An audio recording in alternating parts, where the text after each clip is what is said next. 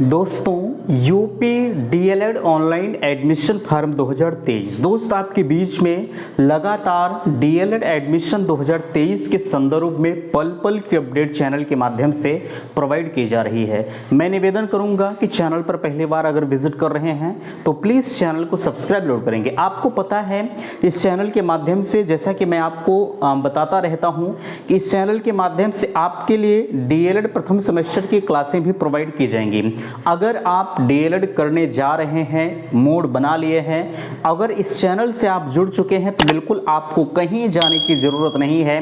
बेहतरीन तरीके से इसी चैनल के माध्यम से आपके लिए जो है मॉक टेस्ट भी कराया जाएगा। मॉक टेस्ट के बाद जब आपकी परीक्षाएं नज़दीक होंगी, ठीक है, मॉक टेस्ट के बाद जो है आपके लिए हैंड रिटन नोट्स प्रोवाइड किए जाएंगे, यानी आपके लिए डीएलएड प्रथम सेमेस्टर के सारे कंटेंट प्रोवाइड किए जाएंगे। आपको कहीं किसी चैनल पर जाने की ज़रूरत नहीं है। चलिए, बहरहाल अभी फिलहाल के लिए आपका सबसे परम उद्देश्य है कि आपका एडमिशन हो जाए। ये बात की बातें हैं, ये आगे होती रहेंगे। बहरहाल दिमाग में आ गया, मैंने आपको चीज़ें बता दिया। यहाँ सबसे पहले मैं आपको बताना चाहूँगा, संपर्क माध्यम आपके बीच में दिया जा रहा है 94 52 33 10 53। अगर आपको डीएलएड के संदर्भ में किसी भी प्रकार की समस्या हो रही है तो बिल्कुल आपके लिए व्हाट्सएप ग्रुप बना हुआ है, जिसकी लिंक मैंने डिस्क्रिप्शन बॉक्स में दे रखी है।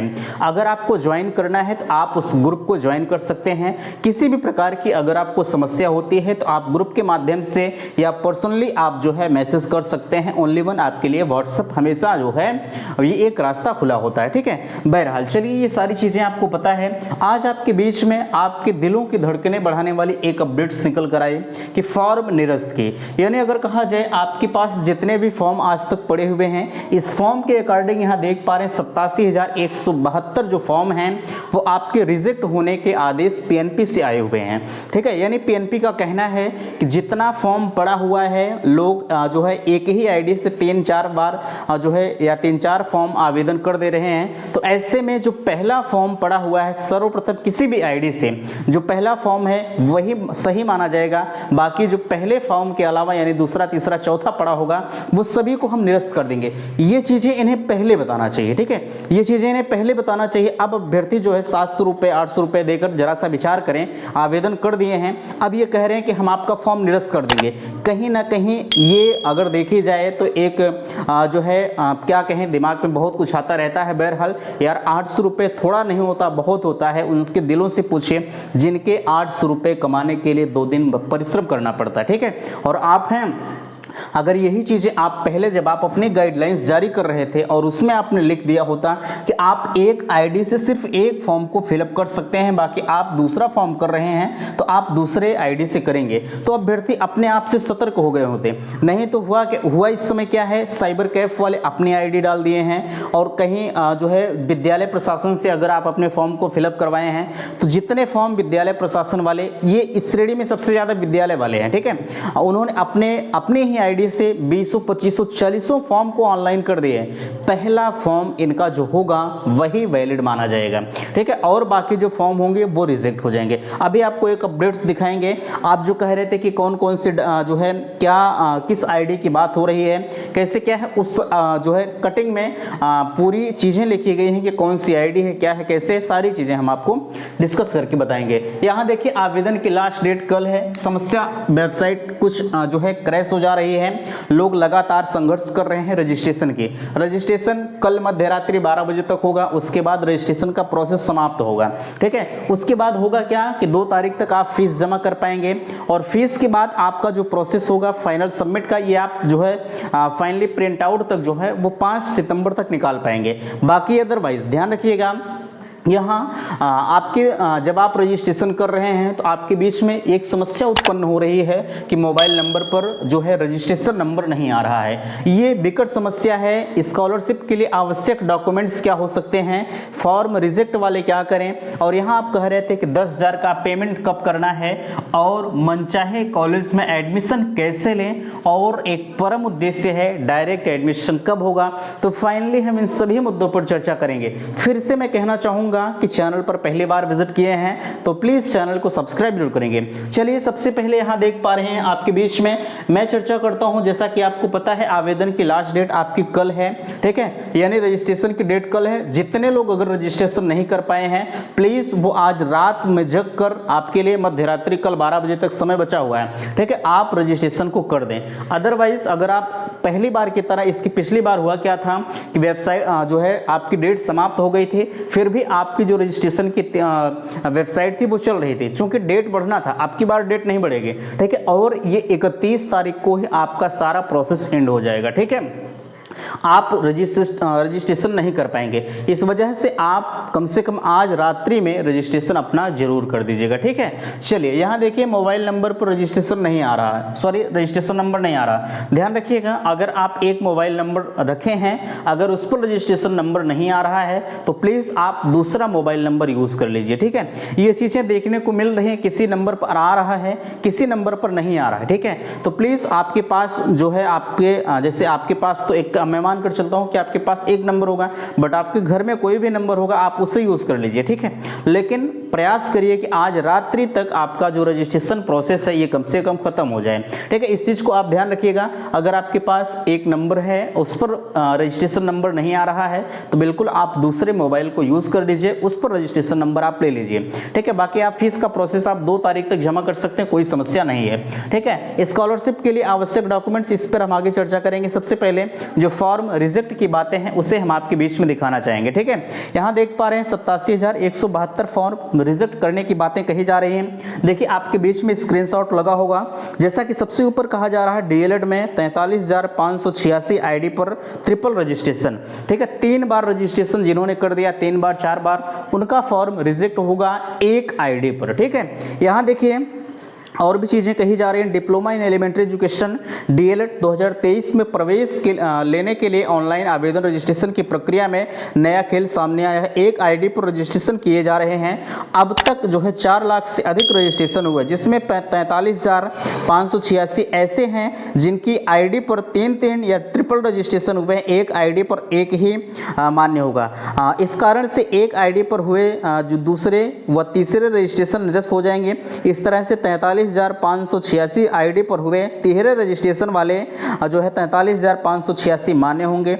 और आगे कहा जा रहा है शेष 87,000, यानी ध्यान रखिएगा ये तो इतना है ही, अगर इसी में हम जो है 43,586 जोड़ दें तो आप विचार कर सकते हैं कि लगभग 1,20,000 फॉर्म जो है वो एक, यानी कहा जाए एक ही आईडी से हुए होंगे, ठीक है। यानी कहा जा रहा है उतने में से सिर्फ एक आईडी पर, यानी पहला रजिस्ट्रेशन जो आपने किया है वही मान्य होगा। बाकी अदरवाइज जो है आपने जितने भी फॉर्म को फिलअप किए हुए हैं सारे प्रोसेस आपके बंद हो जाएंगे, ठीक है। चलिए आगे आप देख पा रहे हैं अगला कहा जा रहा है रजिस्ट्रेशन करने वाले अभ्यर्थियों के पास अब ये नया रजिस्ट्रेशन प्रक्रिया करने में सम्मिलित होने का अवसर है। ध्यान रखिएगा आपके बीच में अगर आपको लगता है कि नहीं मैंने अपने आईडी से जो है एक आईडी से 3 रजिस्ट्रेशन साइबर कैफ वाला या विद्यालय वाले कर दिए हैं तो प्लीज अभी आपके पास कल मध्य रात्रि तक समय है रजिस्ट्रेशन करने का, आप दोबारा से रजिस्ट्रेशन कर दीजिए। आगे कहा जा रहा है डीएलएड में प्रवेश ऑनलाइन रजिस्ट्रेशन करने की अंतिम तिथि 31 अगस्त है। पिछले 5 वर्षों में सीटें नहीं भर पा रहे, ऐसे में निजी संस्थानों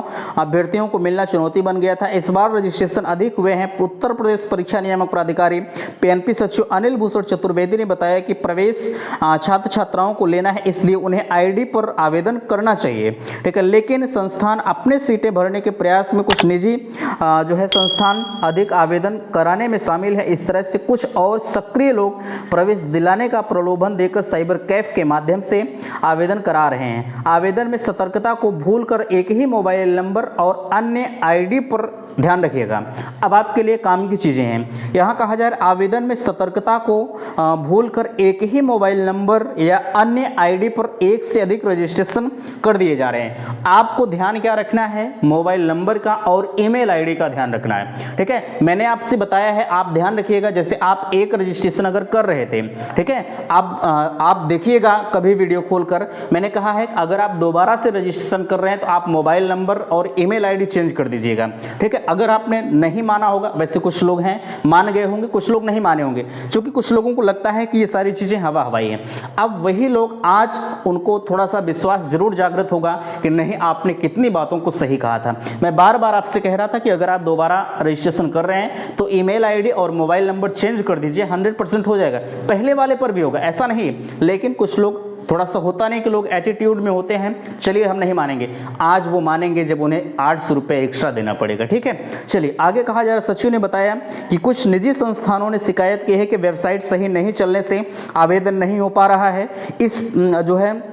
इस पर उन्होंने प्रश्न किया कि शिकायत तो अभ्यर्थी की ओर से आनी चाहिए, संस्थान क्यों कर रहे हैं। इस पर गोलमेल जवाब देते हुए, यानी इसमें भी वही चीज़ें कही जा रही हैं, बाकी चीज़ें छोड़िए आप। ठीक है, स्पष्ट रूप से आपने देख लिया, मैंने आपसे कहा था मोबाइल नंबर और रजिस्ट्रेशन की जो ईमेल आईडी की जो प्रक्रिया है उसे आप चेंज कर दीजिए, 100% आपका जो रजिस्ट्रेशन है वो हो जाएगा। ठीक है, चलिए नहीं माने होंगे तो वो आपका मैटर है। आप अगर आपको लगता है, जैसे एक चीज़ और ध्यान रखिएगा, अगर आप किसी कॉलेज के माध्यम से अटैच हैं या किसी कॉलेज को अपना फॉर्म दिए हैं कि भैया हमारा आप फिल कर दीजिए, ठीक है, तो ध्यान रखिएगा खासकर ये अभ्यर्थी जो है वो जो है दोबारा से रजिस्ट्रेशन जरूर कर दें, क्योंकि उनका फॉर्म 100% रिजेक्ट होगा। ठीक है, क्योंकि कॉलेज वाले अपने ऐसा तो है नहीं कि कॉलेज वालों के पास 50 आईडी होती है, 100 आईडी होती है, सबका अलग अलग कर देंगे। एक आईडी, एक मोबाइल नंबर, सबका एक ही में जो है घसीट दिए होंगे, उनका फॉर्म 100% रिजेक्ट होगा। इसलिए मैं आपको कहना चाहूंगा कि अगर आप किसी भी विद्यालय को दिए हैं तो प्लीज आप जो है इस चीज को ध्यान रखिएगा।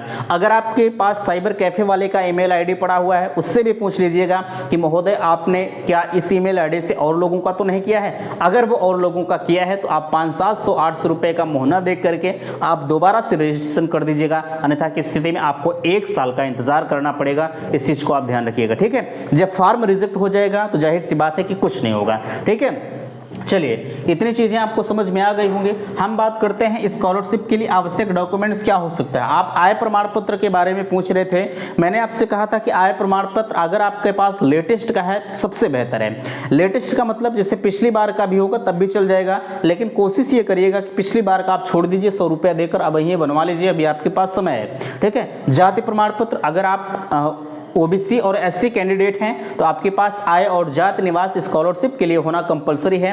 अगर आप एससी हैं, ठीक है, ओबीसी हैं, तो आपके पास आरक्षण का लाभ लेने के लिए जब आप काउंसलिंग प्रक्रिया में सहयोग करेंगे तो उसमें भी आपके पास ये दोनों जाति प्रमाण पत्र होना कंपलसरी। ठीक है, अन्यथा की स्थिति में आपको जनरल कैटेगरी के तहत सीटें अलॉट हो जाएंगी, इसे भी आप ध्यान रखिएगा। ठीक है, चलिए यहाँ 10,000 का पेमेंट कब करना है। 10,000 का पेमेंट आपको तब करना है जब आपके नाम फाइनल, जैसे 12 तारीख को स्टेट रैंक जारी होगी, 15 तारीख से आपकी काउंसलिंग है, 15 तारीख में जब आपको कॉलेज अलॉट हो जाएगा, कॉलेज अलॉट होने के बाद जो है आपके नाम, मैं मानकर चलता हूं कि कोई कॉलेज अलॉट हो गया, आपको 10,000 का पेमेंट करके उस कॉलेज को फ्रीज करना है, यानी कहा जाए उस कॉलेज को लॉक कर देना है कि अब हम इस कॉलेज में एडमिशन लेंगे। बाकी अदरवाइज अगर आप 10,000 का पेमेंट नहीं करते हैं तो आपका अभ्यर्थन वहीं निरस्त कर दिया जाएगा। ठीक है, आपको अगले चरण, मैं मानकर चलता हूं कि आपको पहले चरण में सीट नहीं मिली, कॉलेज नहीं अलॉट हुआ, आपको दूसरे चरण में शिफ्ट करना हो, कर दिया जाएंगे। ठीक है, लेकिन अगर पहलेवें चरण में आपको मिल गया और आप ये पेमेंट नहीं कर रहे हैं तो ऐसा नहीं कि आप अगले चरण में पार्टिसिपेट कर पाएंगे, नो, ऐसा नहीं होता। ठीक है, हाँ, ये बात की बात है कि आप डायरेक्ट एडमिशन में चले जाएं, ये अलग का मुद्दा है। ठीक है, लेकिन आप 10,000 का पेमेंट बिना किए, आपका प्रोसेस जो है वो एक नियत समय दिया जाता है कि आप 10,000 का पेमेंट इतने डेट तक कर दीजिए। ठीक है, चलिए यहाँ देखिए मनचाहे कॉलेज में एडमिशन कैसे लें। अगर आपको मनचाहे कॉलेज में एडमिशन लेना है बाबू, तो अगर जैसे मैं मानकर चलता हूँ कि आपको प्राइवेट में लेना है तो आपको मिल जाएगा। ठीक है, लेकिन अगर आप चाहते हैं कि और जो है हम डायरेक्ट एडमिशन, देखिए मनचाहे कॉलेज में आपको डायरेक्ट एडमिशन में ही मिल सकता है। जैसे मैं मानकर चलता हूँ कि आप काउंसलिंग में भाग ले रहे हैं और काउंसलिंग में आप चाह रहे हैं कि मुझे यही कॉलेज मिल जाए, पता लगा आपने काउंसलिंग में 5-7 कॉलेज जो है लॉक कर दिया और आप सोच रहे हैं कि ऊपर से हमें ये पहला कॉलेज मिल जाए। अगर पहले कॉलेज के लायक आपके मेरिट नहीं होगी तो आपको फटाक से दूसरे कॉलेज में शिफ्ट करेंगे, दूसरे कॉलेज के लायक नहीं होगी तो आपको अगले कॉलेज में शिफ्ट करेंगे। ऐसे ऐसे करते हुए आपको नीचे लेके चले आएंगे, आपका सपना धरा का धरा रह जाएगा। इसलिए ध्यान रखिएगा, अगर आपको किसी भी पर्सनल किसी एक कॉलेज में एडमिशन लेना है तो इस चीज़ को आप नोट करिएगा कि आप सिर्फ एक ही कॉलेज में, मानकर चलता हूं कि आपको प्रयागराज डाइट में एडमिशन लेना है, सिर्फ इसी डाइट में, तो आप जब काउंसलिंग प्रक्रिया में आप कॉलेज लॉक करिएगा तो सिर्फ एक कॉलेज को लॉक करिएगा, बाकी अदरवाइज आप किसी कॉलेज की तरफ मत जाइएगा। आ जाएंगे तो आपको पता लगा आप प्रयागराज के लिए एलिजिबल नहीं है, मेरिट आपकी इस लायक नहीं है, जैसे सभी हाई मेरिट वाले पहले चरण में आएंगे, ठीक है, आपको लगता जैसे उसे लगेगा कि नहीं आप इसके लिए एलिजिबल नहीं है तो आपको दूसरे कॉलेज में शिफ्ट कर देंगे, ठीक है। अगर आपने एक के कॉलेज लॉक किया है, नहीं मिल रहा है, तो आपके अगले चरण काउंसलिंग में जो है वो कर देंगे, इसे भी आप ध्यान रखिएगा। डायरेक्ट एडमिशन में यही होता है, जितने कॉलेज सीटें खाली रहते हैं जो है फाइनली डायरेक्ट एडमिशन होता है, उस समय सीटें भरी जाती हैं, बट डायरेक्ट एडमिशन में भी मेरिट का ध्यान रखा जाता है। ऐसा नहीं है कि जैसे का मन का है तेकर सबको कर दिया जाए, ठीक है, मेरिट का ध्यान इसमें भी रखा जाता है। आपकी मेरिट जिस लायक होगी उसी तरह से, जैसे बुलाए सब लोग जाएंगे, आप भी जाएंगे, हम भी जाएंगे, वो भी जाएंगे, लेकिन सबका फॉर्म ले लेंगे, लेकिन जो जिनकी हाई मेरिट होगी सबसे पहले उन्हें, उसके बाद ऐसे करते हुए नीचे लेके चले आएंगे, जितनी सीट खाली रहेगी बच्चों को ले लेंगे, और फाइनली शाम को उनके नोटिस बोर्ड पर चस्पा किया हुआ मिलेगा, मेरे यहाँ इतने लोगों का सिलेक्शन हो चुका है, वो इतने डेट तक जो है एडमिशन करा सकते हैं, ठीक है। तो सारी चीज़ें उम्मीद करते हैं कि आपको समझ में आ गई होंगी। मैंने कट ऑफ पर आपको वीडियो प्रोवाइड कर दिया है, ठीक है। आवेदन ज़्यादा हो रहे हैं, ध्यान रखिएगा, जिनके मेरिट कम है, अगर वो रजिस्ट्रेशन नहीं किए हैं तो वो कर दीजिए। आपके पास फाइनली एक दिन का समय और बचा है, यानी कहा जाए 25-26 घंटे का समय, 27 घंटे का समय और है, उसके बाद रजिस्ट्रेशन की प्रक्रिया आपकी समाप्त हो जाएगी। फीस के बारे में आप कह रहे थे, फीस के बारे में 2 सेमेस्टर 41,000, फिर आप तीसरे सेमेस्टर में जब जाएंगे तब आपको 41,000 रुपये का पेमेंट करना होता है, यानी 82,000 रुपये टोटल फीस होती है प्राइवेट की। डाइट वाले भाई उनकी फीस 10,200 रुपये होती हैं। बाकी प्राइवेट की जो फीस है उनकी अलग से कुछ चार्ज होते हैं, वो आपको देना पड़ता है, दें या ना दें उससे मुझे फ़र्क नहीं पड़ता, बट ध्यान रखिएगा कुछ न कुछ उनके परीक्षा शुल्क, ऐसे तमाम शुल्क आपसे लेते हैं, वो आपको वहन करना पड़ता है, ठीक है। तो फिलहाल के लिए आशा करते हैं दी गई जानकारी से आप संतुष्ट हैं। प्लीज़ वीडियो को लाइक कीजिएगा, शेयर कीजिएगा, और चैनल पर पहली बार विजिट किए हैं तो प्लीज़ चैनल को सब्सक्राइब जरूर कीजिएगा। वीडियो समाप्त करते, थैंक्स, धन्यवाद।